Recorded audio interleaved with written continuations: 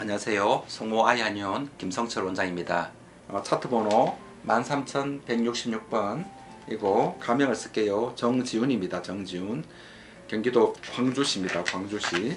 24개월 때 열성경련으로 40도 열남에서 1, 2번 청색증이 있었고 그 이후로는 계속 멍해지거나 응급실도 가고 MRI도 찍고 약물 치료도 했고 말을 잘 못해요. 발달에 문제가 있었고 그 다음 감기를 달고 있었고 발달 언어 치료를 2014년부터 받고 있었다는 거예요. 발음이 거의 잘 안 돼요. 감기를 달고 있고 그 다음에 경련하는 거. 이 세 가지 갖고 있었는 거예요. 발달 문제, 그 다음 감기 문제, 경련 문제.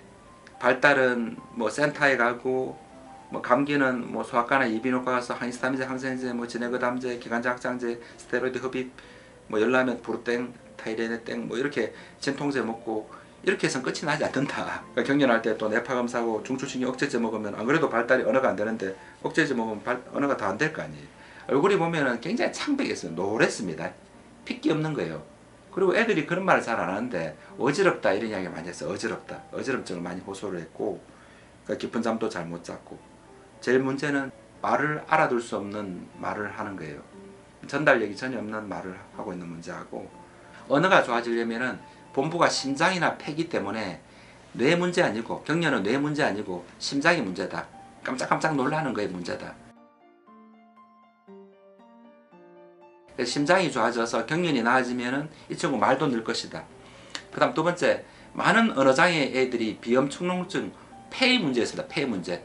폐에 빨대가 꼽혀 있는 형태입니다. 코나 목이나 기관지의 문제는 폐의 문제로 봅니다. 그러니까 폐 기능이 약하면은 폐활량이 약하면은 언어가 느립니다. 만약에 이 친구가 여기 다니면서 감기를 졸업하게 되면은 감기 졸업하다 미리 이야기해줘요. 감기 졸업하려면 열 날 때 무조건 진통제, 항생제 이게 아니고 치료를 하라.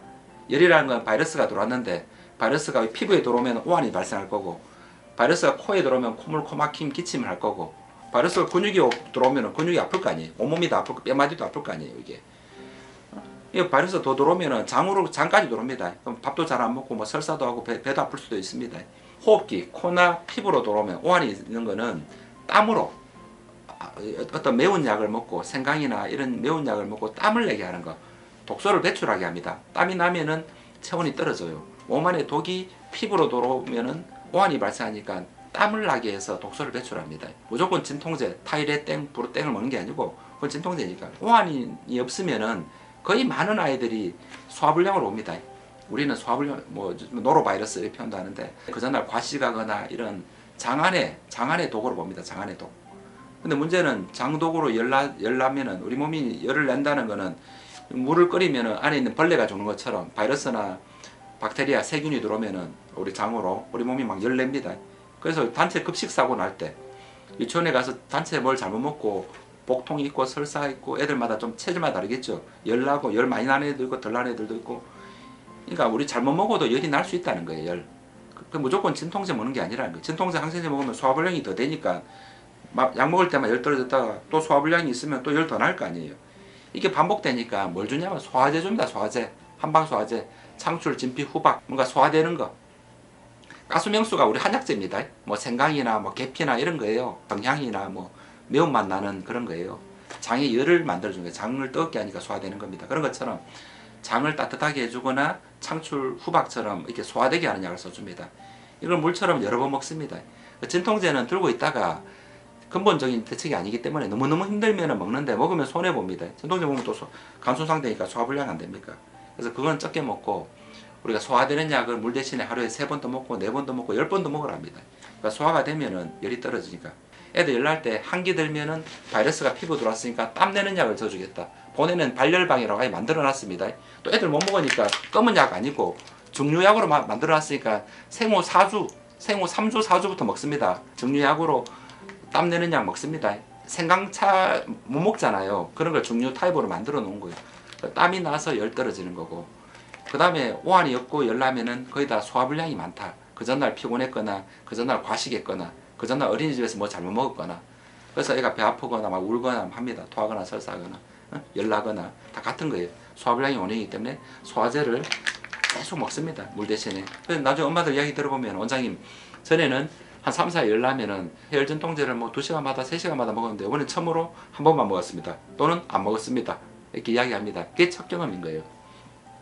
그 열나면은 심장이 빨리 뛰니까 열성경련이 나기 좋은 거예요. 그래서 우리가 우황포룡왕, 지금 이 한의사 쌤들이 많이 안 쓰니까 만드는 제약에서도 거의 이제 안 만들고 있어요. 우리가 구하기도 어렵고 지금 국내에서 이 성마의 한의원이 거의 제일 많이 쓰고 있답니다. 지금 이 병원 다닌 지 3년이 됐는데 아주 모범적으로 치료를 하고 있습니다. 3년 전에 놀라운 거는 지금 말을 들어보면은 거의 정상에 가깝습니다. 발음이 이제 거의 정상이 됐다 봅니다. 말을 알아볼 수 있고. 맨날 어지러운데 어지럼증을 호소하는 지는 1년이 넘었습니다. 경련을 많이 해서 저도 그랬어요. 요번에도 경련이 안 잡히면은 한경인제 먹으라고 저 이야기했어요. 근데 부모님이 조금만 더 있어 봅시다 해서 좀 더 있어 보라 했는데 다행히 그 고비를 넘었고, 그리고 지금 경련 안 한 지는 2년이 넘었습니다. 이 친구는. 경련도 정상이 되었고, 그 다음에 언어도 정상이 되었고, 얼굴도 노랬는데 노란 게 거의 없어졌습니다. 그리고 어지럼증도 지금 1년 넘게 어지럼증도 이야기 안 하고 있고, 그렇게 많이 했던 비염, 축농증, 중이염, 기침을 만 2년 동안 이비인후과 소아과 가서 화학약을 한 번도 안 먹었답니다. 그만큼 건강해졌는 거예요. 그래서 그게 간 기능이 좋아진다는 거는 체력적인 거, 면역적인 거, 간, 그 다음 뭔가를 소화하는 거. 소화 안 되면은 간 손상됩니다. 항생제나 진통제가 간 손상되는 거는 먹으면 소화가 안 되는 거예요. 그 만 4년째 지금 약을 먹고 있는데 간 기능이 얼마나 좋아졌으면은 잦은 감기도 안 하고, 이제는 언어도 많이 늘었고, 혈색도 좋아졌고, 눈빛도 좋아지고, 말도 폭발적으로 늘고, 말도 거의 정상이 됐습니다. 그래서 이제 제가 어머님한테 하는 이야기가, 이제 좀 있으면 외국으로 간다 하는데, 외국 가서도 우리 애는 뇌의 문제 아니다. 어지러워서 쓰러질 수 있다. 누구든지 감기 걸릴 수도 있다. 피곤하면 코 안이 붓고 목 안이 부을 수도 있다. 그때도 어떤 면역 물질을 먹도록 합시다.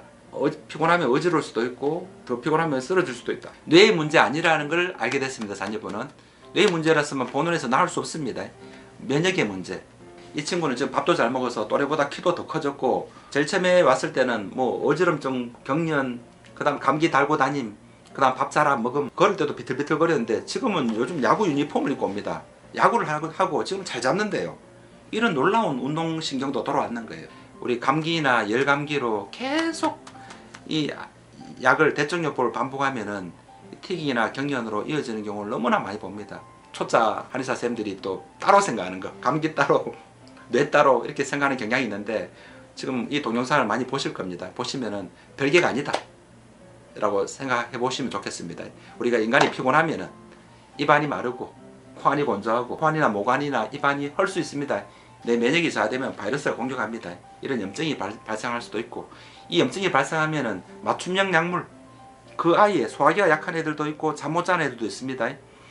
그 아이한테 맞는 생약을 써서 그 아이가 예를 들어 비염 축농증이 굉장히 심했고 중염이 굉장히 심했고 기침이 굉장히 심했는데 열이 굉장히 심했는데 처음으로 어느 천연 생약을 먹고 코가 났고 귀가 났고 열이 났고 심한 기침이 낫는 약을 찾는 게 중요합니다.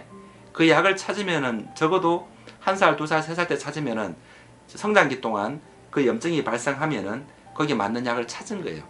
얘만의 맞춤형 약을 찾은 게 됩니다. 그래서 우리 감기랑 뇌전증은 깊은 관계를 갖고 있다. 이야기를 다시 한번 하고 싶고, 친구는 그래서 기적적으로 언어도 늘고 혈색도 좋아지고, 그리고 이제 경련도 안 하고 있고 2년 동안 놀라운 케이스 오늘 마침 왔길래 일주일에 한 번씩 꼭 침을 맞아라 했습니다. 침을 맞으면은 확실하게 언어나 보행의 개선 효과가 동반됩니다.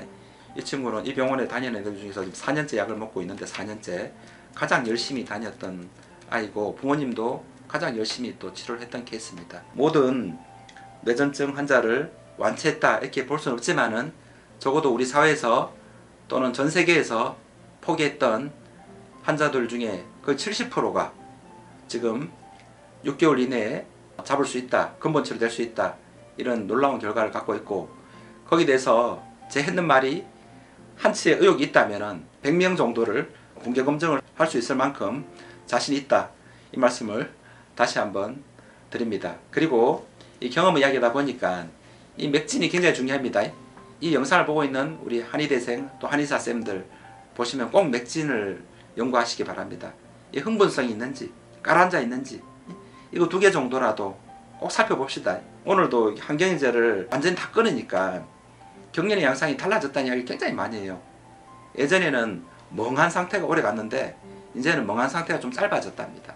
뭔가 이렇게 이런 행위를 경련으로 보는 게 아니고 보상 기전으로 보기 때문에 뭔가 치료 이 행위도 동작이 커지는 경우도 있어요.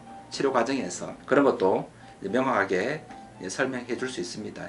뇌전증으로 고통받고 있는 지구촌에 있는 수많은 가정에 적어도 70% 이상의 소아청소년들, 성인들은 치료될 수 있다.